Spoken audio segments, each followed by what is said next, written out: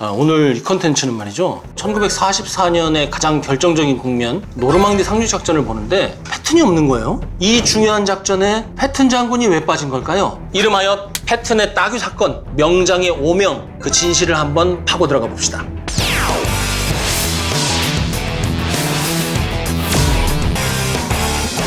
슬랩 허드 어라운드 더 월드, 이게 뭡니까? 따귀 소리가 세계에 울려 퍼졌다. 바로 저 유명한 패튼 장군의 따귀 사건, 굉장히 큰 사회적 세계적 반향을 일으킨 사건이었죠. 이 따귀 사건 뉴스를 보고 들은 시민들은 그야말로 분노했죠. 조국을 위해서, 세계 평화를 위해서 전장에 가서 죽고 다치는 우리의 아들들에 대한 대우가 이런 따귀냐, 이렇게 분노를 했죠. 도대체 무슨 일이 벌어졌던 것일까요? 이것을 하나하나 파고 들어가 보겠습니다.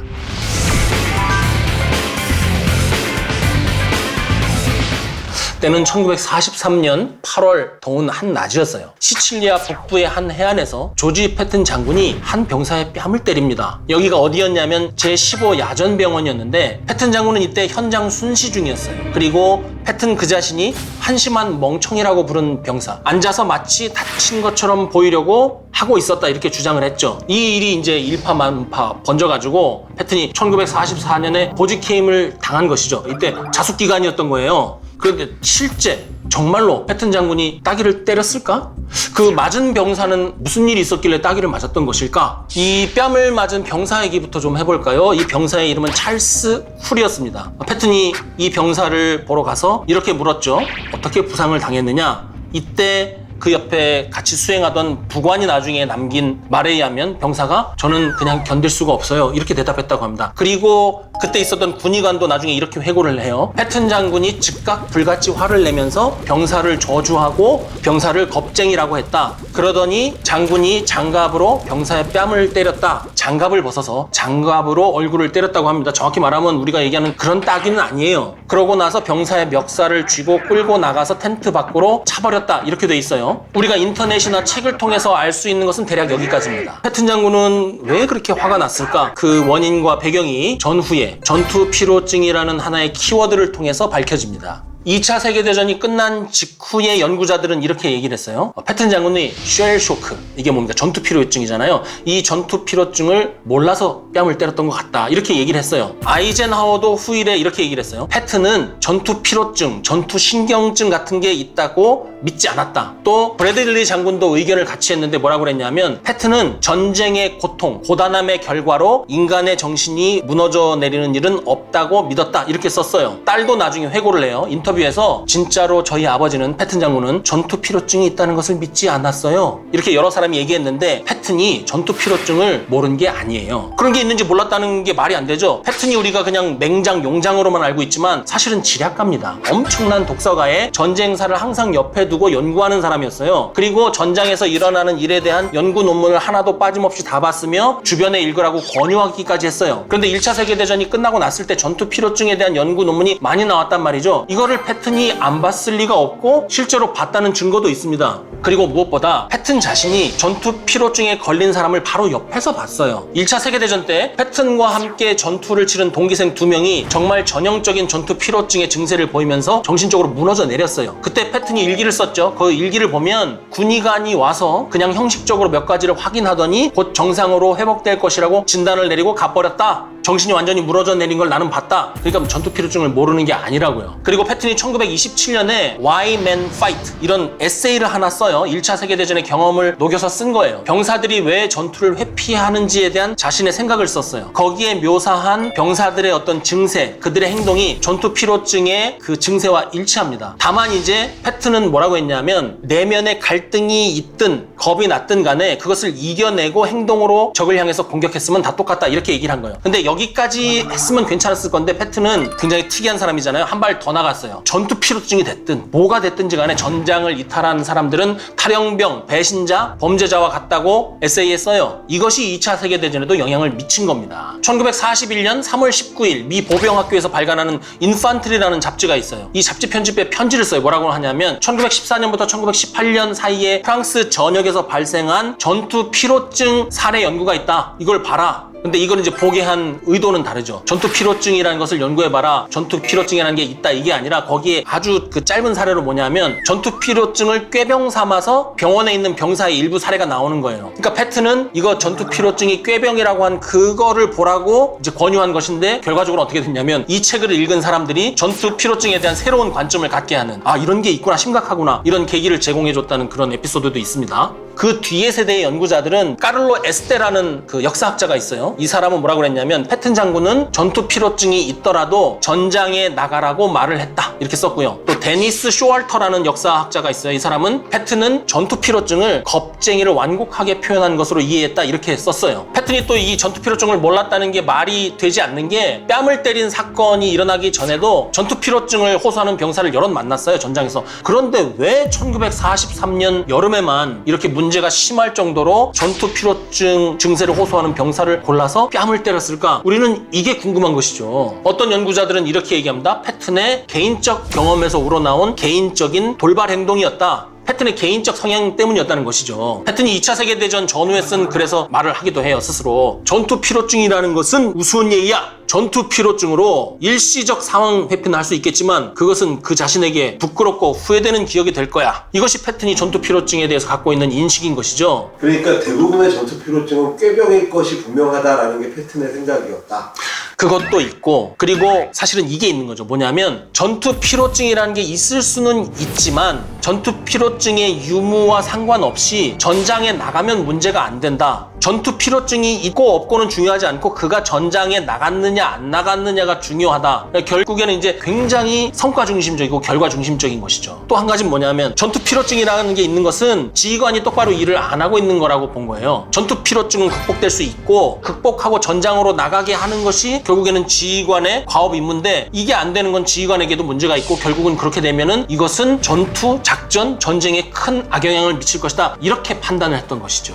그렇다고 하더라도 병원에서 보는 일이 그렇게 많은데 전장 경험이 그렇게 많고 소문이라는 게 얼마나 무서운지 아는 사람이 병사의 뺨을 그렇게 때린다는 거는 참 이상한 일이잖아요. 1차 사료하고 당대의 뉴스 보도를 보면 좀 실마리가 나옵니다. 언론 여론의 압박이 있었어요. 병원 순시 직전에 병영에 꾀병을 부리는 이들이 늘고 있다. 이런 기사가 대서특필이 됐어요. 패튼 장군이 야전 병원을 순시하기 직전에 그 기사를 보고 이미 열이 받아 있는 상태였답니다. 그리고 또 결정적인 게 뭐냐면 비망록에 나와 있는데 한 장군이 이런 얘기를 해요. 요즘 부하들이 꾀병 부리고 병원으로 도망가갖고 아유 죽겠습니다. 이 얘기를 하는 거예요. 이게 이제 그 클래런스 휴브너 장군이라고 그때 제1보병사단장이었어요. 직속 부하도 아니야. 이 사람이 그 부대를 굉장히 혹독하게 훈련시키기로 소문난 장군이었어요. 그러니까 이 사람이 봤을 때는 병원에 누가 가서 있는 거는 정말 눈꼴신 거죠. 그러니까 이 패튼 장군이 병원에 갈 때는 이미 전투 피로증이든 뭐든 야전병원의 그 전장을 피해가지고 꾀병으로 도망친 병사들 이게 진짠가를 보러 간 거예요. 눈으로 확인하러 갔다가 마침 패튼이 보기에 꾀병을 부리는 듯한 병사를 보고 이렇게 우발적으로 해서 뺨따기를 때린 개인적인 돌발 행동이었다. 불행한 사건이었다. 이러한 해석을 하는 연구자들도 있는데 결론부터 말씀드리자면 그 분석은 잘못됐습니다. 이런 의문에 대해서 단초가 될 만한 흥미로운 연구가 두 가지가 있는데 첫 번째는 그 마틴 반 크레펠드라는 역사학자가 있어요. 이 사람이 뭐라고 그랬냐면 아이러니하게도 그 당시에 전투 피로증에 대해서 가장 관대한 대응을 하고 있던 것이 미국이다. 이것이 오히려 전장 운용을 어렵게 했다. 무슨 얘기냐면 미국이 그때 유럽의 다른 군대와는 비교도 안 될 정도로 우수하고 질 좋은 야전병원 시스템을 갖추고 있었고 또한 그들의 인권을 보호했기 때문에 부대 복귀율이 굉장히 낮았다는 거예요. 미국은 그렇잖아요. 지금도 약자 환자를 보호하는 그 법이 아주 정밀하게 만들어져 있잖아요. 그래서 일단 병원에 갔는데 그 병사를 다시 야전으로 보내는 게 굉장히 어려워요. 그 절차를 다 밟아야 돼. 실제 비율이 뭐냐면 5%였다고 해요. 1943년, 44년 당시에 부대로 복귀하는 비율이 5%야. 이게 당시 인력을 운영해야 되는 미 그 군 지휘부로서는 굉장히 곤욕스러웠다는 거죠. 영국하고 프랑스는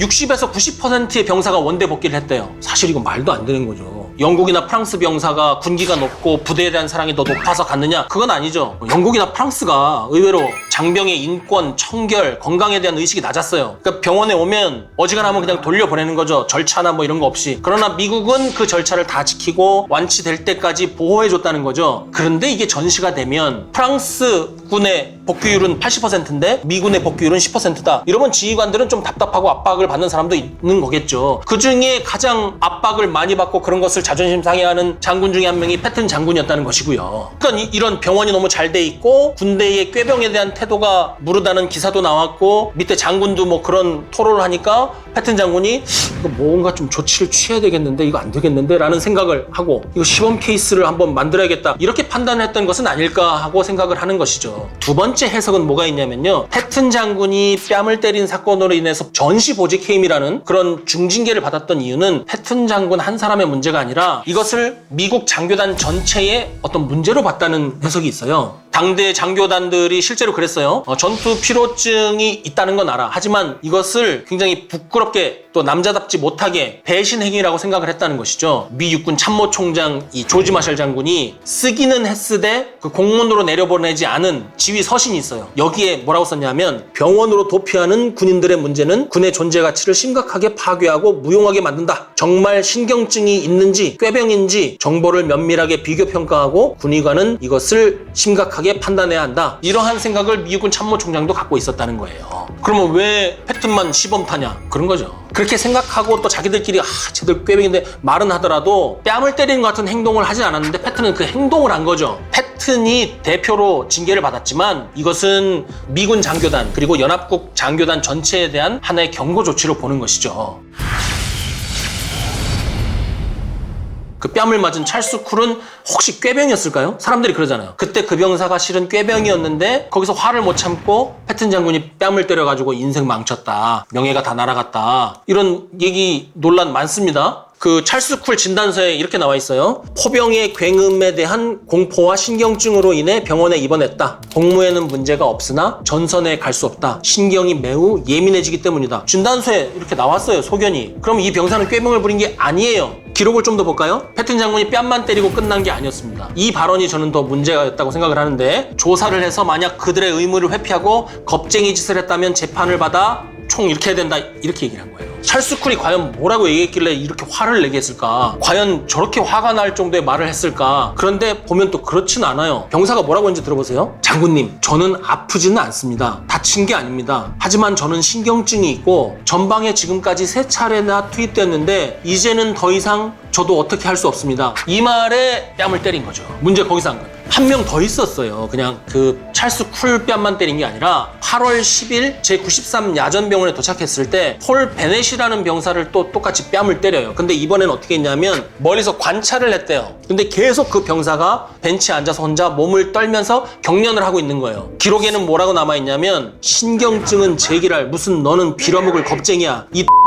욕했어요. XXX야. 나는 너 같은 가 여기 앉아서 우는 동안 내 용감한 부하들이 부상당하는 걸 볼 수 없어. 와, 완전 급발진한 거죠. 그러고 나서 뺨을 때렸다는 거예요. 아까 그 찰스 쿨은 그냥 때렸는데 이번에는 어찌나 세게 때렸는지 패튼 장군이 쓰고 있던 헬멧이 돌아갈 정도로 때렸대요. 어떤 기록에는 그게 떼굴떼굴 굴러갔다고도 돼 있어요. 그러고도 한참 더 욕을 하고 이번에는 나가면서 병원 똑바로 운영하라고 그 병원 관계자들을 혼을 냈답니다. 자, 그렇다고 하더라도 저는 아직까지 궁금증이 안 풀립니다. 이렇다 저렇다를 떠나서 패튼이 보직 해임을 당한 그 구체적인 사유가 뭐냐는 지금 우리는 짐작만 하는 거지 그 보직 해임 서에 뭐라고 돼 있는지는 모르잖아요. 보직 해임 서에는 그 뺨을 때린 그 자체 때문에 보직 해임 됐던 것이 아니라 패튼이 이틀 후에 발령한 정식 지시 문서에 문제가 있었기 때문에 보직을 해임한 것으로 나옵니다. 내용은 뭐냐 하면 신경증을 이유로 전투에 투입되지 않겠다며 병원에 입원한 것을 내가 알고 있는데 이것은 겁쟁이다. 이거는 병이 아니다. 이러한 신경증이 육군을 침식할 것이며 매우 수치스러운 일이다. 병원을 도피의 수단으로 사용해서 전투의 위험을 견디지 않고 도망치는 파렴치한 자들이다. 이것이 일단 지금 현재의 미 육군 규정 및 방침에 위배되는 거죠. 왜냐하면 고통을 병을 어떤 증세를 호소하는 병사는 즉각 후송을 해서 충분한 치료를 받고 전투력을 회복한 다음에 복귀하도록 규정 및 방침에 돼 있는데 그것을 넘어서는 지시를 지금 사령관이 하는 거란 말이죠. 만약 이런 자들이 꾀병을 호소하는 자들이 발견된다면 부대에서 이 병사를 병원으로 보낼지 말지 여부를 확인한 뒤에 처리할 것, 싸우지 않으려고 하는 자는 적전 도피죄로 법정에서 재판을 받게 될 것이다. 이건 역시 규정 방침, 그 다음에 인권, 제도, 법, 이것을 사실은 패튼 장군이 넘어서는 지시를 한 것이죠. 이것을 이유로 보직해임이 됩니다. 보직해임 당해도 싸냐 아니면 그 전시에 좀 너무했느냐 판단하기가 상당히 어려워요. 근데 여기에 대해서 우리가 고민할 필요가 없이 아이젠하워 장군이 패튼 장군에게 쓴 편지를 보면 될 것 같아요. 여러 가지 사정과 환경상 또 여건상의 어려움이 있어서 당신이 무슨 목적 때문에 그렇게 했는지 나는 충분히 이해한다. 그렇다고 하더라도 이건 너무 가혹했다. 당신은 환자를 괴롭혔다. 부하들 앞에서 화를 참지 못하고 장군인 당신이 통제력을 잃은 것도 선처받을 수 없는 일이다. 병사에게 개인적으로 사과하고 병원 관계자에게 사과를 하시오. 그리고 즉각 조사를 받으시오. 이게 결론인 것 같아요. 근데 여기서 궁금증 하나. 그렇게 큰 사건이었는데 아까 몇 년 몇 월이라고 그랬어요? 1943년 8월이라고 그랬죠? 그런데 이것이 굉장히 일파만파 전 세계로 타전되어서 큰 뉴스가 된 거는 그해 연말 그리고 그 다음에 초예요. 왜냐하면 미군이 바로 언론에 엠바고를 걸었어요. 왜냐하면 패튼 장군은 너무나 이 전쟁의 중요한 자산이기 때문에 엠바고를 걸어주시오. 우리끼리 알아서 좀 조치를 하겠습니다. 이렇게 얘기를 했는데 한 라디오 방송이 11월 말에 이 엠바고를 깨고 내보내죠. 이 따귀 사건을. 그러니까 이제 그때를 기점으로 해서 우후죽순 이제 언론에 내보낸 겁니다. 이렇게 봤을 때 이것이 옳다 그르다 잘했다 잘못했다 이 판단은 사실 굉장히 어렵고 100이면 100명 생각이 다 다를 수 있습니다. 그러나 이 패튼 장군의 따귀 사건과 그의 보직해임에 대해서 우리가 얘기를 한 것은 패튼 장군이 갖고 있는 그와 같은 인식과 행동이 미국 장교단 전체의 문제점이며 결국엔 그러한 문제점이 미군의 정신을 침해할 것이기 때문에 보직해임 된 것이고 또한 그냥 말과 행동 때문에 단순하게 보직해임을 한 것이 아니라 그가 내린 공문에 법적 제도적인 문제가 있었기 때문에 보직해임을 한 것이며 미군이 평생을 국가를 위해서 헌신한 패튼을 그 잘못 하나로 인해서 바로 보직해임을 한 것이 아니라 엠바고라든지 아니면 다른 보직을 주는 여러 가지 조치를 취해 주었고 나중에 명예를 회복할 수 있도록 다시 전장에서 지휘를 할 수 있도록 기회를 주었다. 이런 종합적인 전체적인 관점을 여러분들에게 제시하기 위해서 이 컨텐츠를 준비를 한 것이죠. 이 따귀 사건이라는 작지만 큰 파장을 일으켰던 이 사건을 통해서 전장의 본질에 대해서 한번 생각해보는 시간 다 같이 가져봤으면 좋겠습니다. 전쟁의 승패를 결정하는 요인은 참으로 많고 다양합니다. 그러나 이 모든 것이 갖춰진다고 하더라도 전쟁에서 이것이 없으면 말짱 도루묵이다 이런 얘기 하죠. 바로 보급입니다. 전쟁에 필요한 모든 것을 갖추었으나 보급 문제로 인해서 결국 전투의 흐름을 통째로 빼앗겼던 독일군의 보급 문제 이야기를 함께 나눠볼까 합니다.